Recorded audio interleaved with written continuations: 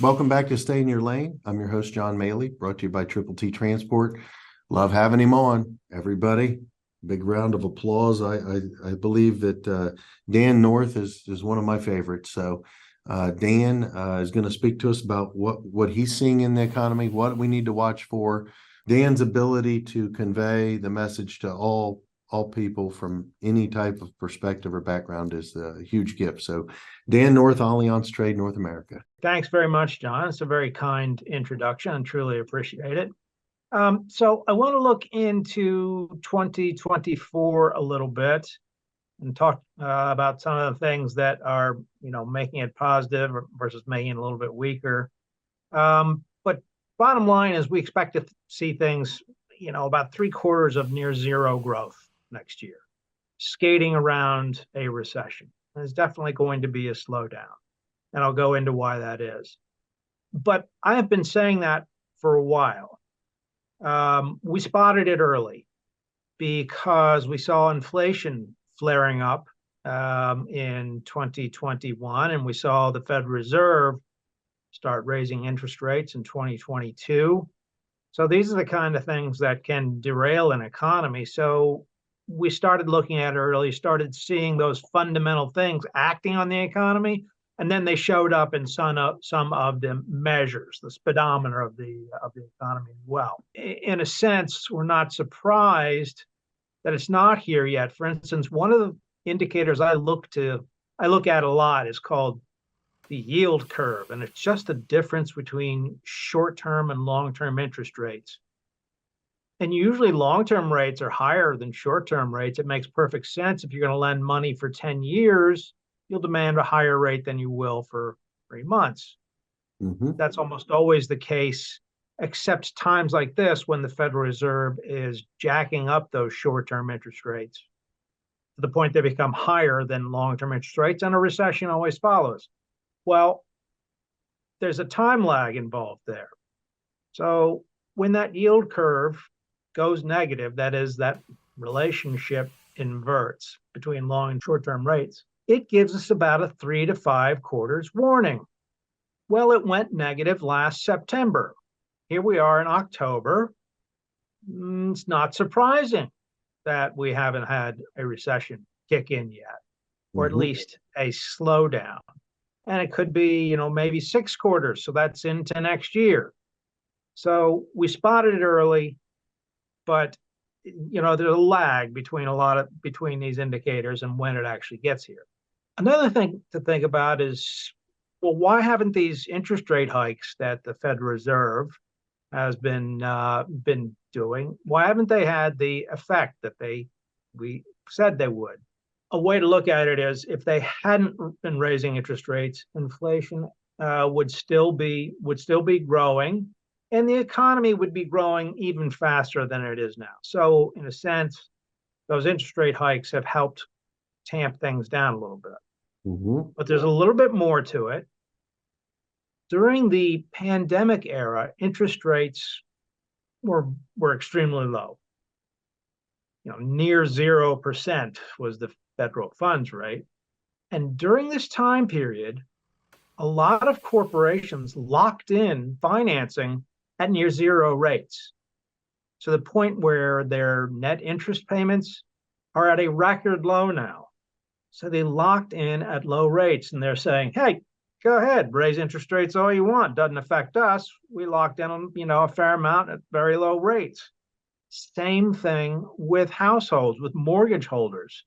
So during that period of very low interest rates and mortgage rates, 14 million mortgages were written.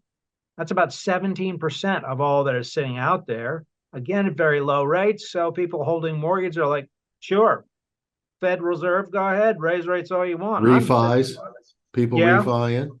Refis and purchases. Mm-hmm. So they're saying, go ahead, Fed, raise all you want. I'm locked in. So the typical channel, the typical mechanism that rate increases you would usually have are somewhat more muted now. Okay. Won't be forever, but that's one of the reasons, was locking in long-term debt at very low rates. Well, can I jump in there? I think if Sure. you look at the mortgage industry, from about 2010 on, you could argue it was a 40, 50-year record low throughout that period. I don't know of any other time in history in this country that interest rates were that low for that long. Hmm. Hmm. Do you? Oh, no, no, certainly not. During the Great Recession, interest rates were set by the Federal Reserve to, basically zero. And then they raised those rates back up, but that sent them back to zero during the COVID crisis. And Mhm. that's when interest rates all across the board, especially mortgage rates and corporate rates, were extremely low as well.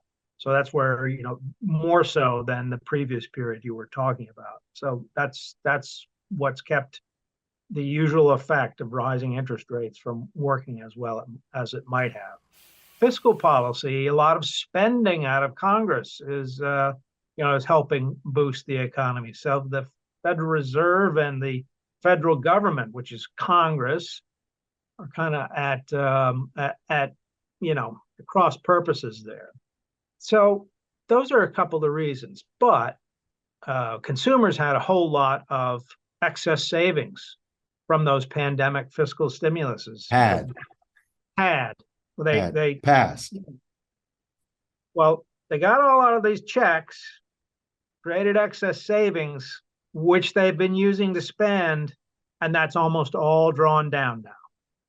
So Yeah. that extra boost that consumers have had is just about gone. Not only that loss of excess savings, but the resumption of student loan repayments. Now, this isn't going to be a big hit, but it's going to be, it's going to be there. So students or people who had gotten a break from repaying those loans had more money and were spending it. Well, the ability to spend that's gone now as well. It means that basically people are going to have less money to spend. And again, consumption, people spending money, that's about 70% of all economic activity. So the consumer consumer drives things. So with the drop off in income, what are consumers doing to spend? Well, they're starting to take on credit card debt pretty rapidly. And they're taking on credit card debt at an average rate of about 21% per annum. I mean, this is, Mm, this, mm. That's yeah, not a good recipe. no, it's not. And in some cases, depending on your FICO score, it's getting up towards 30%, which, I don't know how you can do that. It's not a good thing. And as a result of that, we're starting to see a sharp increase in defaults on credit cards and an increase in auto loans as well. That's not a good formula looking forward, as you said. People having to rely on credit cards and defaults increasing. And speaking of defaults, that's our business. Correct. Yeah. What we do is we have clients who sell goods and services to another business, and they hope to get paid back in 30 or 60 or 90 days, but they run the risk that that business they sold to will get into trouble and won't be able to pay them back, or just will drag out the payment so long that clients say, hey, I'm filing a claim. The guy's not going to pay me.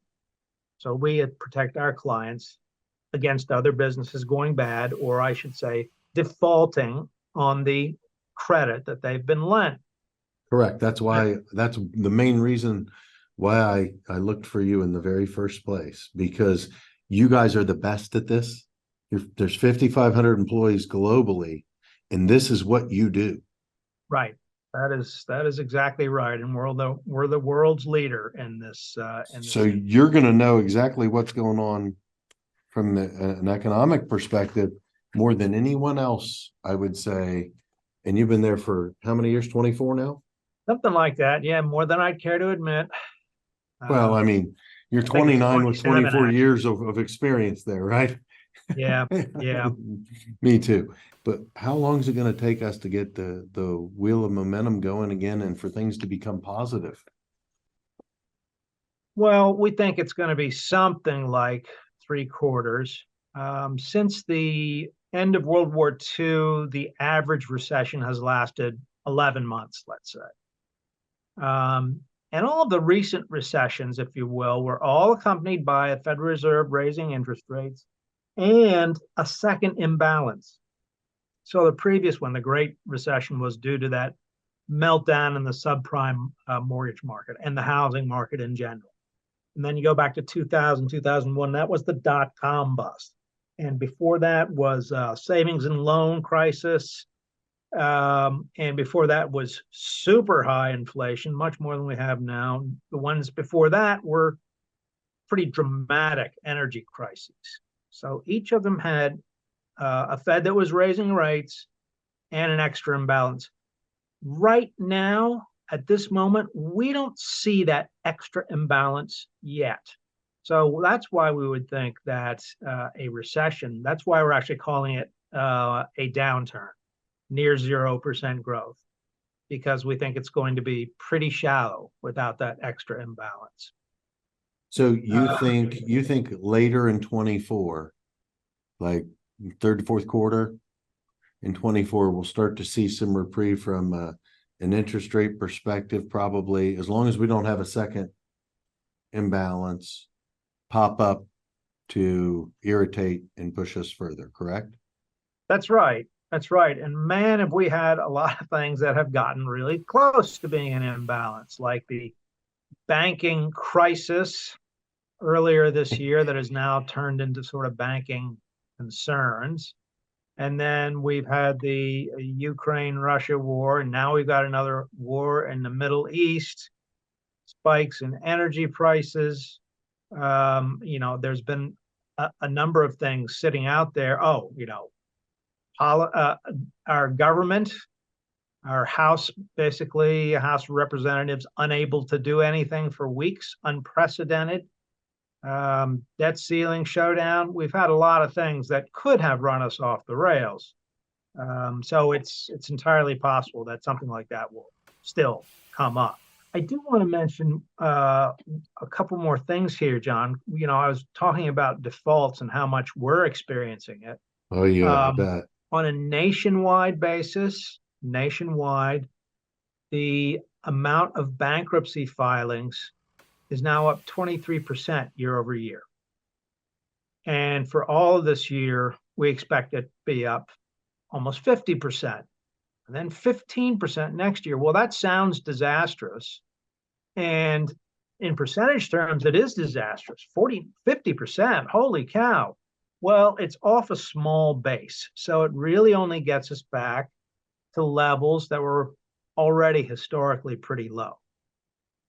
But it does mean you are going to see increasing defaults and bankruptcies. And I think you were mentioning that right at the top in the trucking industry, right? Yep. We're seeing, I think there were over 600 companies that went out the first 6 months of the year. Wow. And I think they're slated to be more. But again, we're in a supply and demand economy, right?